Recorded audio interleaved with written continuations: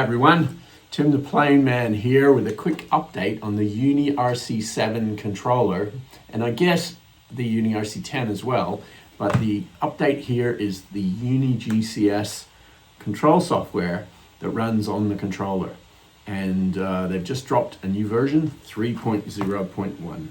And it's got a couple of very cool updates. I'm not going to do an extensive walkthrough, just want to point out some key things here. We're looking here at the screen. That can display a camera view. Right now I've just got it displaying the map view.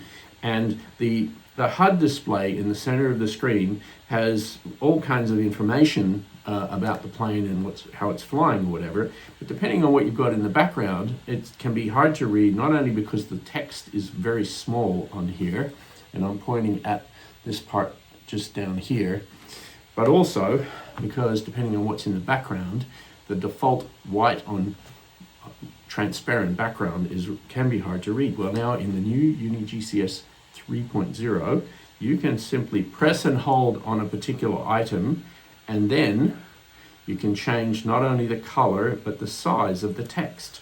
So now you can see that we're 19 meters above ground level here. And that's kind of interesting. I'm sitting in a two-story building. Let's just change the ground level and make sure we can display the ground level too. And there we go. Now we've got ground level in a kind of a green. Let's make it a little bit of a darker green, and we'll make it large. And there we go. So now we can have above ground level 14 meters, and our ground level height is 675 meters where we are now. So that's great for tracking, for example, how high am I flying above the ground for, regulatory purposes. Now, of course, there's other information here that you might want to see. I probably want to see my airspeed much more obviously, and there we have. Now we've got our ground speed and our airspeed in solid black letters with the little gauge that I didn't even know was there because I couldn't see it. So I just really love how you can change the dial, the settings. I should update you on this too, is not only the color, but you can also select what is being displayed. So if, for example, I want to change that from, let's say, the temperature that is currently being displayed, and as you can see that's displayed in blue here, highlighted. Let's say I want to see the current, the voltage is already displayed on the screen. I want to see the startup time, climb, altitude, coordinates, flight altitude. I want to see the startup time. Let's say I want to see the startup time. So now that displays the time since startup. And let's just make that a little darker. Let's just make that a blue so we can see. And we'll make that a bright blue.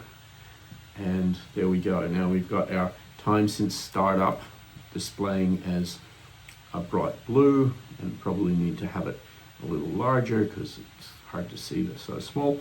And there we go. So the OSD display on the control system is just beautiful, crystal clear, easy to display information, and I'm going to be going around and setting all of these different things because I really like it.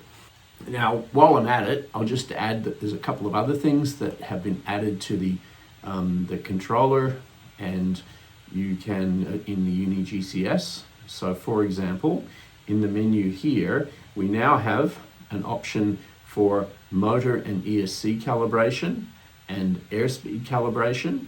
You can actually do the calibration of the motors. You can do a motor test, and you can do ESC calibration and airspeed calibration on the UniGCS controller rather than having to connect a computer. You also have this really cool battery info display, displays the current battery, voltage, temperature if available. If you have a BMS, that's probably there. And also the low voltage fail-safes, which are currently disabled. This is on the bench. This is not a real plane. This is like my test plane. And there's some really interesting little things in the other system menu. Okay, on the application settings menu on here, where you had, for example, the map type and the units, now you've got coordinator units, so you can click degrees, minutes, seconds versus decimal degrees displayed for location. But also, and along with battery info, which was there before, you can set the maximum drone track length, but here you can set speech. So under speech enable, which is by default disabled, so come in here and enable it, you can set alarms or callouts that the UniGCS will actually pronounce and say to you. So you can set callouts for flight mode, lock and unlock status, emergency messages from the flight controller, and you can custom add alerts, which is one of the things that I've done. I added an alert for altitude so that it can tell us if the altitude is more than 120 meters. In fact, more than 115, because you don't want to go over 120. You can add alerts. For example, you could add an alert if the airspeed is getting too low and maybe there's a risk of stalling, so that it will pronounce that alert. So actually I'm going to edit that and make that less than, and let's say I go less than, if I go less than 10, then it will be... The value of airspeed is 0.0 meters per second. Warning, the value of airspeed is 0.0 meters per second, which is less than 10. You see? So it actually pronounces that. One thing that caught me out, and this was on the 2.03 version as well, under here, under the other system menu, is where the flight modes get set. And this resets itself when you kick into version 2. But first of all, you set the flight mode. If you want to use the 6 flight mode buttons at the bottom of the controller, which I absolutely love and always use it, you can set that to 3 gear, so it effectively acts as 3 buttons, or as 2 sets of 3 buttons, or as 6 gear, where it acts as effectively as 1 channel that goes all the way across, and each button sends a different value. What happens now is that you actually set the value that is selected when each button is pressed. So button M1 will select 1100, button M2 will select flight mode 2, etc.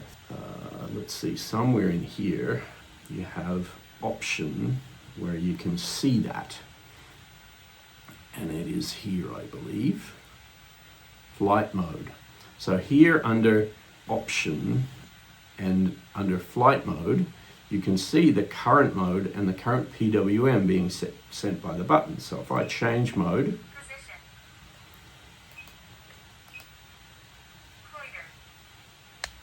etc. So the flight modes, and you notice that it was actually changing mode 4, mode 3. If I change to auto mode, auto. Right, it's trying to do a takeoff. Luckily I don't have power to the motors and I have the props off. It's not armed, so it's not going to do anything. So let's go back to Q loiter, and you can see this is where it shows you what all the mode channels are, what PWM they are set to, and what flight mode that's mapped to on the flight controller, and the current mode. So mode 4, for example, at the top is mode 4 down here, which is currently set to Q loiter, and that's what it announced out loud. It actually announced Q loiter. So those are, I don't know, to me right now those are the highlights of the new update. There are a couple of other neat features. You can read the I'll put a link probably to the update notes on this current version. The work is ongoing and dropped just in time for January the 1st. Happy New Year 2026. This is the UniGCS 3.0.1. Tim the Plane Man, over and out.